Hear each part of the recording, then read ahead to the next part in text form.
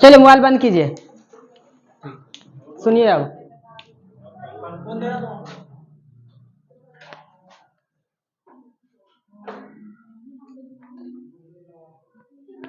चलिए देखिए, मेरा अगला टॉपिक क्या था? नेक्स्ट, क्या होता है?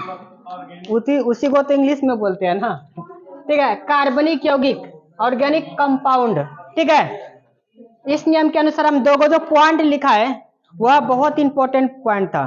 ठीक है, बर्जेलियस नामक वैज्ञानिक ने अपने जीवन शक्ति के सिद्धांत में, यहां से स्टार्ट होता है, जीवन शक्ति के सिद्धांत में उन्होंने पता है क्या कहा? उन्होंने कहा कि दुनिया के जितने भी कार्बनिक यौगिक है, दुनिया के जितने भी कार्बनिक यौगिक है वह सारा का सारा ईश्वरीय है, अर्थात वह देवीय है। क्या है? वह देवीय है। उसके अलावा हम मनुष्य के द्वारा कार्बनिक यौगिक बनाना संभव नहीं है, यानी कि प्रयोगशाला में हम कार्बनिक यौगिक को नहीं बना सकते। ये किसके अकॉर्डिंग? ये बर्जेलियस के अकॉर्डिंग। लेकिन होता है ना, कभी कभी गुरु से भी महान उसके चेले हो जाते हैं, नहीं? तो उसी का एक शिष्य था। कौन था उसका शिष्य? कौन था? बोहलर, यहाँ लिखा हुआ है। उसका शिष्य कौन था? बोहलर था। ठीक है, वही पॉइंट यहाँ लिखा है। पहले हम भाषा में लिखा है कि बर्जेलियस ने अपने सिद्धांत में, जीवन शक्ति के सिद्धांत में यह कहा कि दुनिया के जितने भी कार्बनिक यौगिक है वह ईश्वरीय है, अर्थात उसको मनुष्य के द्वारा बनाना संभव नहीं है। ठीक है, लेकिन उसी का देखिए, इस यहाँ लिखा है कि बर्जेलियस ने जीवन शक्ति का सिद्धांत दिया था।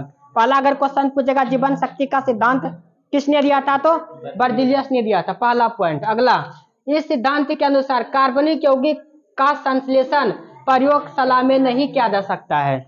यह इस बात को किसने कहा था? बर्जेलियस ने कहा था कि कार्बनिक यौगिक को हम प्रयोगशाला में नहीं बना सकते हैं। लेकिन देखिए अगला पॉइंट में मिलता है कि बर्जेलियस के शिष्य बोहलर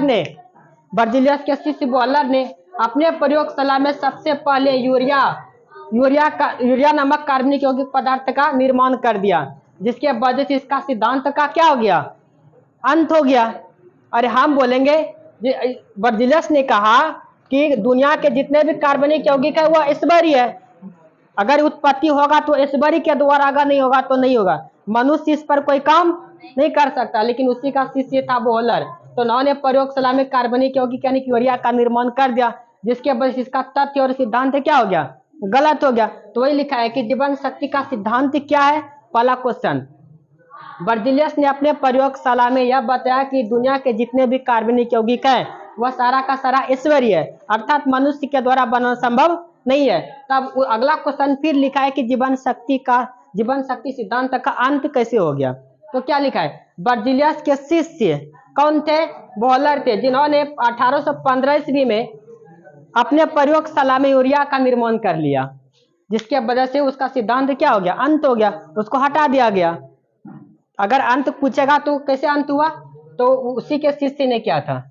अगला पॉइंट था कि इसके बाद कौन? कोल्बे ने एसिटिक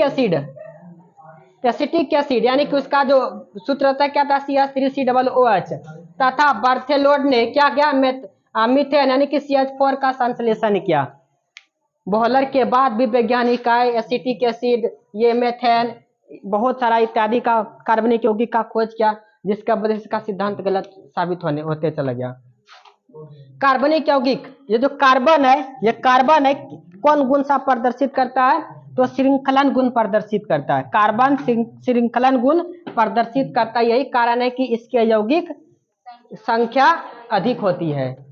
ठीक है, कार्बन का क्रिस्टल अपरूप, यानी कि कार्बन के कितने अपरूप होते हैं? मुख्य रूप से 2 होते हैं, लेकिन यहाँ हीरा, ग्रेफाइट, फ्लोरीन भी होते हैं।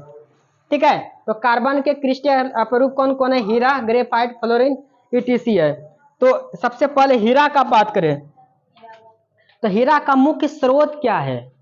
हीरा का, और हीरा के बारे में हम भूगोल में पढ़ाएंगे, या तो जो टीचर पढ़ाएंगे तो भूगोल में पढ़ाएंगे हीरा के बारे में, पूरा खनन वहां होता है। तो हीरा का मुख्य स्रोत क्या है? किम्बरलाइट नमक पत्थर से। हीरा का मुख्य स्रोत क्या है? किम्बरलाइट नमक पत्थर से यह प्राप्त किया जाता है इसको। उसके बाद हीरा क्या है? क्वेश्चन पूछेगा हीरा कुचालक है कि सुचालक है? तो ये कुचालक है, यानी कि इससे होकर विद्युत धारा का प्रवाह नहीं होता है। जिन पदार्थों से होकर विद्युत धारा का प्रवाह नहीं होता उसे कुचालक कहते हैं। और जिन पदार्थों से होकर विद्युत धारा का प्रवाह होता है उसे सुचालक कहते हैं। तो हीरा कुचालक है, लेकिन ये कार्बन क्या स्वरूप है? हम जानते हैं कि हीरा अधातु है। हीरा क्या है? अधातु। और अधातु है होते जो अधातु होते हैं वह कठोर नहीं होते हैं, लेकिन इसको अपवाद में रखा गया है कि हीरा दुनिया का सबसे कठोरतम पदार्थ है। हीरा दुनिया का सबसे कठोर पदार्थ है। और हीरा का जो कठोरतम पदार्थ मापा जाता है, किस पे मापा जाता है? मोह स्केल पर। और वह कितना होता है? 10 होता है। हीरा का मोह स्केल पर कठोरता कितना होता है? 10 होता है। कोई डाउट? और इसी में होता है एक काला हीरा, जिसको कि शीशा को काटने में किस हीरा का उपयोग करते हैं? काला हीरा। तो काला हीरा को और किस नाम से जाना जाता है? बोट। बोट। काला हीरा को किस नाम से जानते हैं? बोट। और हीरा का अपेक्षित घनत्व भी कितना होता है? 3.52। 3.52। हीरा का ही अगर बात करें तो हीरा का अपवर्तनांक कितना होता है? 2.42। 2.42। घनत्व 3.52 और अपवर्तनांक 2.42। कोई दिक्कत? यह दोनों ज्यादा यही पूछता है, याद रखिएगा यहाँ पर। और एक पहले भी पढ़ाए थे, लाइट चैप्टर में पढ़ाए थे कि हीरा का चमकना ये किसके कारण संभव होता है? तो पूर्ण आंतरिक परावर्तन। हीरा किसके कारण चमकता है? पूर्ण आंतरिक परावर्तन के वजह से चमकता है। शीशा में आई दरार का चमकना, शीशा अगर कहीं फट जाता है वह जो चमकता है किसके वजह से चमकता है? तो TIR के ही वजह से। TIR का फुल फॉर्म क्या है? पूर्ण आंतरिक परावर्तन। तो वही लिखा है, तो प्रकाश के TIR के कारण ही चमकीला दिखाई देता है। नहीं लिखा है, प्रकाश के TIR के कारण ही क्या? ठीक है। उसके बाद यहाँ लिखा है कि कांच को काटने में किसका उपयोग करते हैं? तो काला हीरा को। यहाँ लिखा है काला हीरा को बोट कहा जाता है। इसके रबे हीरा का जो रबे होते कैसा होता है? घनाकार होता है। शुद्ध हीरा पारदर्शक होता है। शुद्ध हीरा कैसा होता है? पारदर्शक। एक होता है पारदर्शक, वो पारदर्शी होता है ना, पारदर्शी और पारदर्शी पारभासी।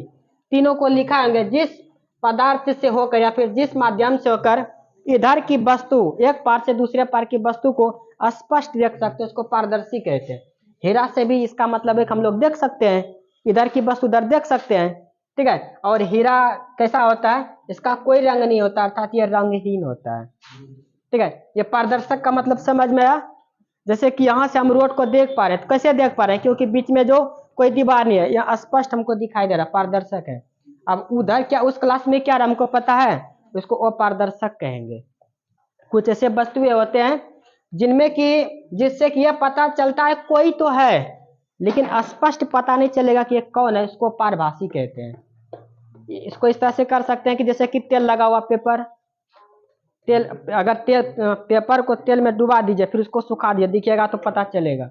अभी आंख को बंद कर दीजिए और लाइट कटेगा तो आपको पता चल जाएगा कि हाँ लाइट कट गया। तो आंख का पुतली भी पारदर्शक वो पारभासी में आता है। ठीक है। रक्त भी, खून भी, अगर रात में डॉक्टर से मारिएगा तो इधर लाल दिखाई देगा, तो वो भी होता है। कुआसा, घिसा हुआ शीशा, ये सब किस में आता है? तो पारभासी में आता है। ठीक है। तो यहाँ से कोई क्वेश्चन? तो क्वेश्चन लिखिएगा, ऑब्जेक्टिव लिखिएगा। प्रयोगशाला में यूरिया का संश्लेषण सर्वप्रथम किसने किया था? प्रयोगशाला में यूरिया का संश्लेषण किसने किया था?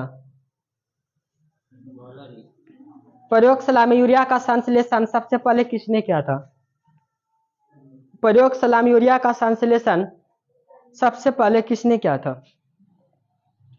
प्रयोगशाला में यूरिया का संश्लेषण सबसे पहले किसने किया था? तो किसने किया था? बोहलर ने किया था। हाँ जा ये बोल रहे, ठीक है, वो तब नाम याद है। हाँ ठीक है। तो बोहलर ने किया था। अगला क्वेश्चन लिखिए, हीरा का अपवर्तनांक कितना होता है? हीरा का अपवर्तनांक कितना होता है? हीरा का अपवर्तनांक कितना होता है? तो आंसर लिखिएगा 2.42। हीरा का अपवर्तनांक कितना होता है? तो 2.42।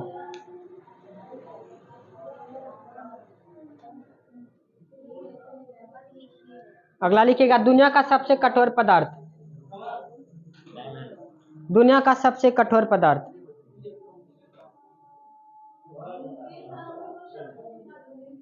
एक मिनट रुकिएगा। 4 क्लास का होता है। कितने बजे? 4 क्लास का शाम में होता है 4 बजे से। हाँ 4 से 6, 5:30 से 6। कहाँ से है? ओगरी से तो बहुत होता है। ओगरी से तो यहाँ बहुत स्टूडेंट भरल है। ओगरी हो गया, मैसा मुंडा हो गया, उधर का सब तो यही आता है।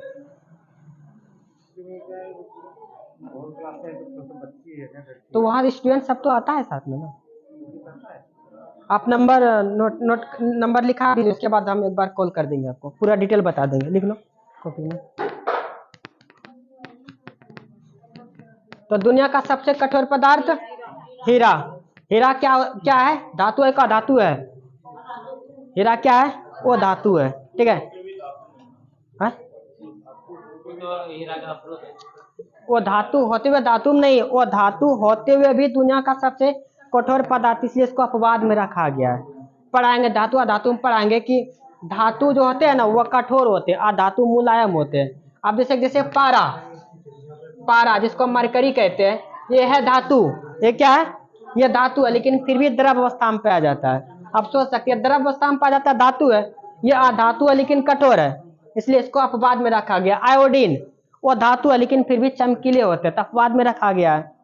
ग्रेफाइट आपका वो धातु है लेकिन फिर भी विद्युत के सुचालक है, अपवाद में रखा गया है। तो इसके बाद हम हाँ ठीक है। तो अब जैसे कहा हम हीरा पढ़ा दिया ना, कल ग्रेफाइट के बारे में पढ़ाएंगे, तो पढ़ के आइएगा। किताब से पढ़िएगा, लुसियन से पढ़िएगा, कहाँ से पढ़िएगा? कहीं से तो पढ़िए। कुछ पूछना है पूछिए, कोई दिक्कत नहीं है। अब बोलिए। इसमें जो विद्या होते हैं, वो विद्या होते हैं कुछ कमी ये हालांकि देखिए बंद कर।